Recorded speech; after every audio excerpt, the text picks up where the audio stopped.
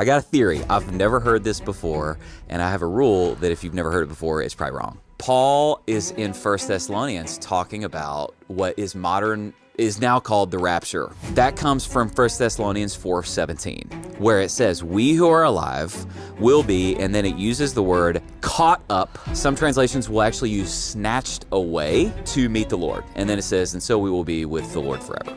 Side note, we don't have to go into this discussion. A belief in a rapture as modern dispensational theologians view it is a historically minority position. So then I'm like, I wonder where Paul got this. I New Testament searched for the Greek word that gets translated rapture. It's the Greek word harpazo. It means to seize forcibly, snatch away, or catch up. One of the only other usages is in 2 Corinthians 12, when Paul is talking about, quote unquote, I know a man. He goes, I know a man who one time was caught up to the third heaven. If you're new to the Bible, you may hear that and go, I wonder what he's talking about. What Paul's doing is he has too much humility to go, it was me. And Paul says in 2 Corinthians that he had literally I don't actually think it's describing even a vision.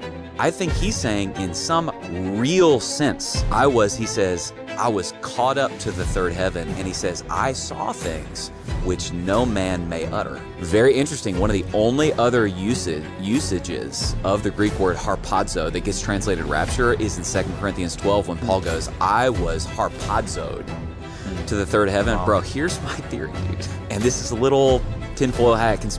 Dude, I honestly wonder if God did to Paul when he gave him that vision what will happen to the rest of us at the end of time. And that's the reason it's one of the only other usages of the Greek word harpazo, snatched up. And that's why Paul's like, let me tell you exactly what's going to happen to you someday. It's a little like, I wonder. This is an I wonder. It's not a we know for sure. But I wonder if the Lord was like, I'm going to do for you what I'm going to do for everybody someday. And then Paul in 1 Thessalonians is going, I'm going to tell you exactly what's going to happen to you. Wow.